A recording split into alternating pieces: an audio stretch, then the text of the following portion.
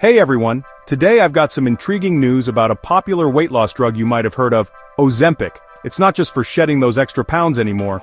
New research has found a surprising connection between Ozempic and a reduced risk of certain cancers. Let's dive in. So here's the scoop. A recent study led by Lucas Mavromatis from NYU Grossman School of Medicine has discovered that GLP-1 agonist drugs, like Ozempic and Mounjaro, may significantly cut the risk of developing up to 14 types of obesity-related cancers. That's right, 14 types. The study analyzed data from over 170,000 obese patients with diabetes, all with an average age of 57, over a 10-year period. They compared those taking GLP-1 agonists to those on another diabetes medication, DPP-4 inhibitors, and the results were fascinating. Overall, patients on GLP-1 agonists had a 7% lower risk of developing an obesity-related cancer compared to those on DPP-4 inhibitors, but the biggest reductions were seen in colon and rectal cancers, specifically a 16% lower risk for colon cancer and an impressive 28% lower risk for rectal cancer. These cancers have been on the rise, especially in people under 50, so this is pretty significant. But that's not all. The study also found that patients on GLP-1 agonists were 8% less likely to die from any cause over the 10-year period.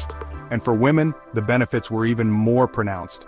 Obese women on these drugs had an 8% lower risk of obesity-related cancer and a 20% lower risk of all-cause death compared to those on DPP-4 inhibitors.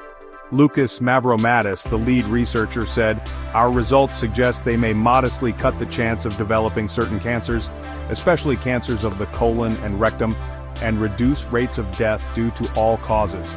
He also emphasized that while these findings are promising, more studies are needed to establish a definite cause and effect relationship.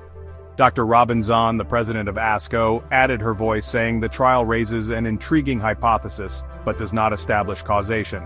She highlighted the need for future research, especially in patients without diabetes. So, what's next? The full findings are going to be presented at the American Society for Clinical Oncology ASCO conference in Chicago this week. It's definitely something to keep an eye on.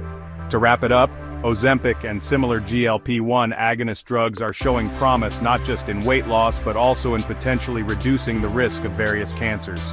With obesity being a major risk factor for so many health issues, these findings could have significant implications for future treatments.